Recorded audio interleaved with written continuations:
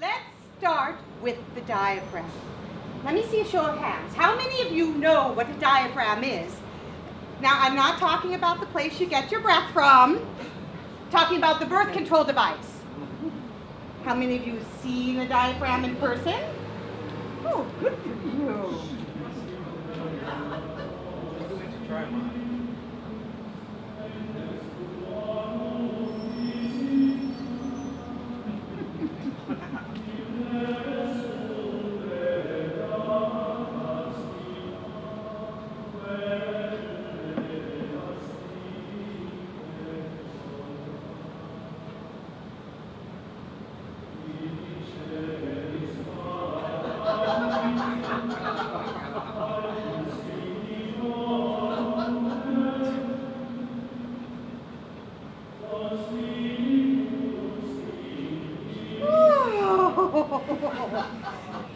This is a diaphragm. Now it comes in many different sizes, and I'm not going to show you how to use it yet, but after the condom, it is the oldest form of birth control known to humans. It is elusive, slippery, but very effective. And it's been both the bane and the savior of my sexual life, but is central to our efforts here tonight. So I've asked a good friend of mine, Lindsay, if she would mind coming and composing an ode to the diaphragm to sort of set the tone for tonight's journey. Ladies and gentlemen, Lindsay! Oh, yeah! Oh, thank you for having me, yeah, and inviting me on your journey, Reba. Yeah, I know you asked me to write an ode to the diaphragm, but I wrote a little song I want to sing for you instead. Yeah, so it's called Singing the Diaphragm Blues.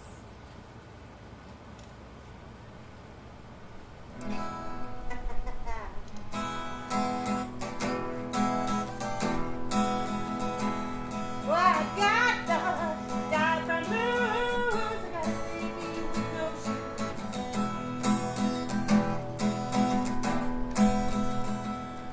I got the diaphragm blues, 'cause I didn't have one to use. I should have considered my thing. After all, he was just a mate, but he looked so damn inspired, and my hormones were on fire. I should have just made him wait. This was no time to procreate. Now my lawyer says this is what you call fate. You should never fuck your date without a diaphragm in place. This is what you call fate. You should never fuck your date without a diaphragm in place. They don't wear no raincoats. They don't like no second skins. Wanna feel like old faithful girls apply with ease.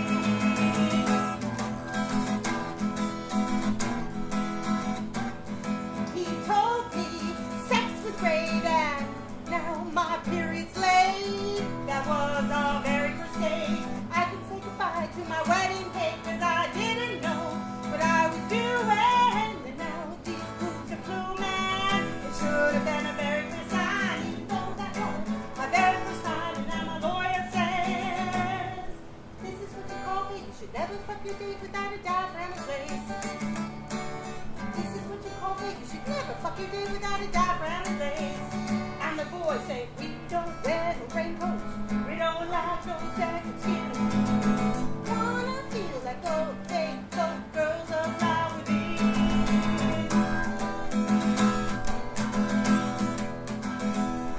I got these diaphragm blues. I got a baby with no shoes. Only way you win is to lose. We've got them diaphragm blues. Got the diaphragm blues. Oh, whoa, whoa.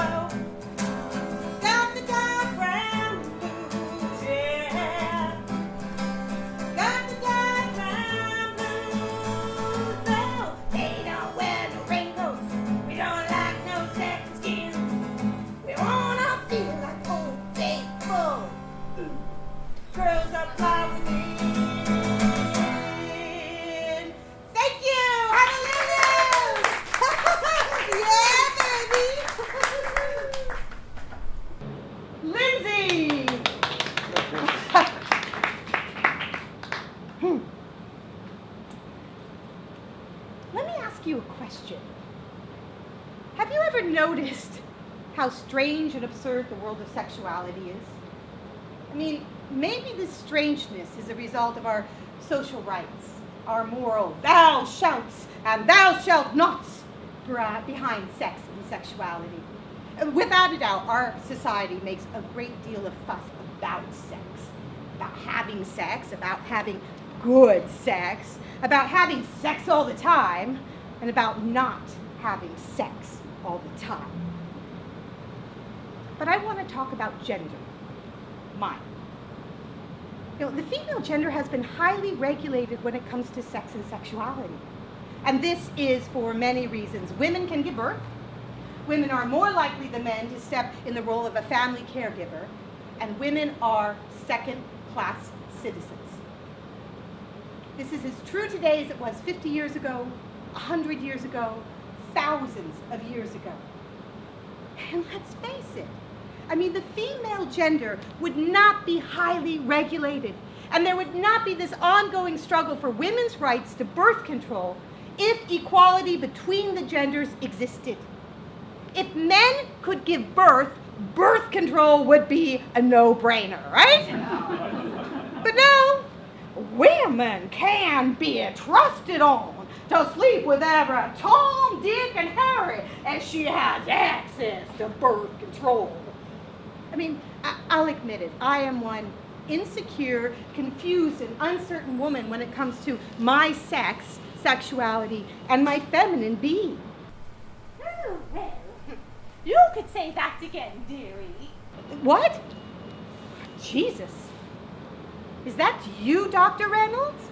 Oh, yes, dear. Oh, your former school nurse, gynecologist, and I now offer companiology lectures on sexuality on the lecture circuit. Self-help, you know. Dr. Roos doesn't have anything on me, dearies. Now, if there's one thing that I have learned from angst-ridden school children, it's this. Most of you are terribly screwed up. But You're screwed up, dear. You're screwed up. Oh, let's face it. You have the sexual imagination of a 1940s housewife. If that. And when I think about the amount of misconceptions you all grew up with, oh, Lord, save me from Americans. You're all crude, you know. If you'd only watch a little bit more Benny Hill.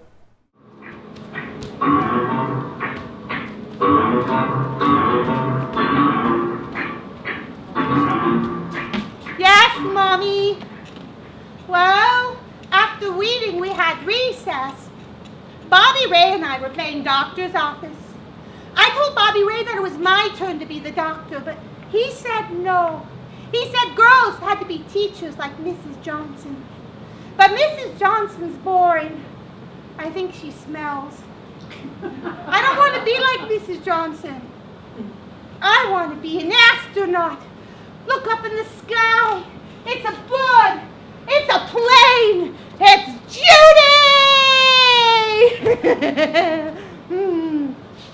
But I told Bobby Ray that he could be the doctor because we were going to pretend that I was going to have a baby. And then he told me to bend over so he could take my temperature with a stick.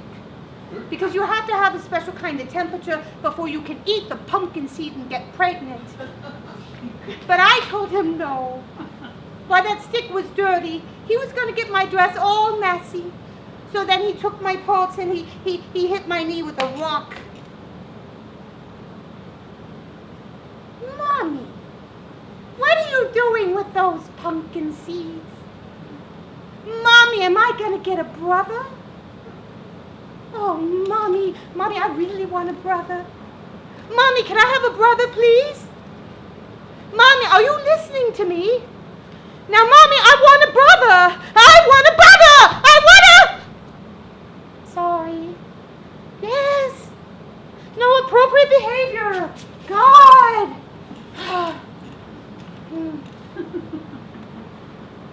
Bobby Ray said that the pumpkin seeds are stored in a big blue cloud until the mommy's ready to have a baby, and then she eats the seed.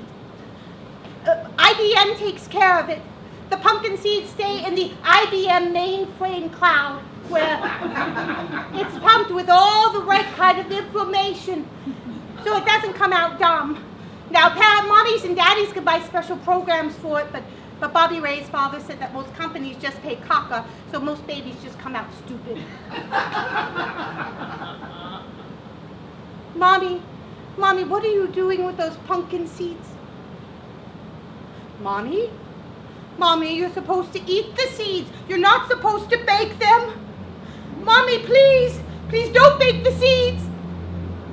Mommy, you're killing babies. Mommy, are you listening to me? Don't put the seeds in the oven or the babies will die! Judy, calm down, child. Your mother isn't killing anything except for maybe bacteria.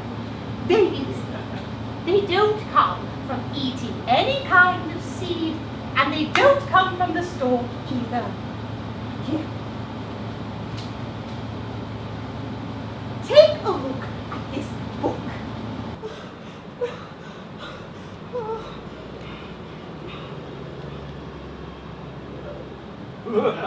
Holy moly! Is this for reals? Do mommies and daddies really do that? Oh. Can I bring this to show and tell? That's an excellent idea. This has got to blow some minds. Blow some minds, Judy, blow some minds. But first, blow your nose and get back to class.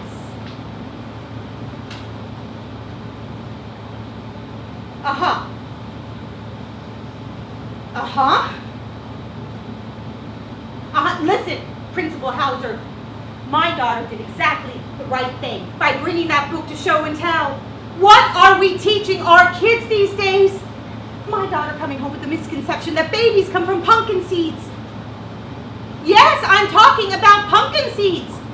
No, I'm saying that a child in my daughter's class was told by his father that babies came from pumpkin seeds. What's the point? The point was simple. It was Halloween.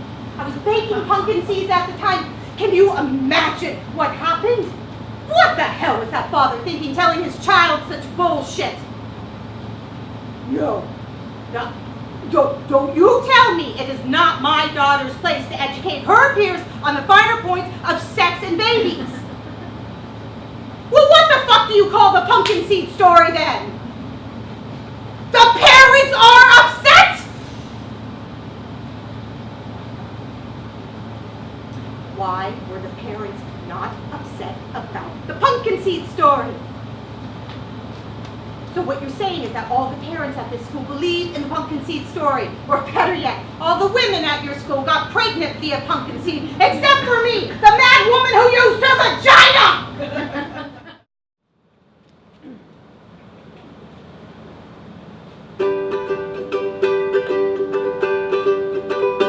In the fall, there is loss as the trees turn and wither.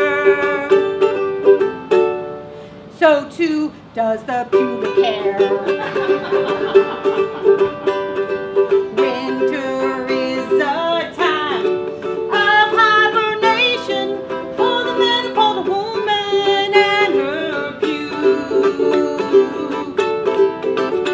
It's a time of contemplation about the transformation from mother to grown.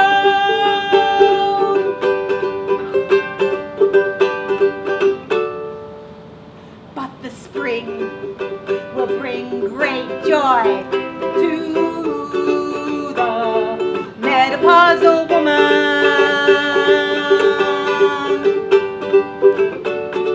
As the divine pregnant horse pea will bring the pubic hair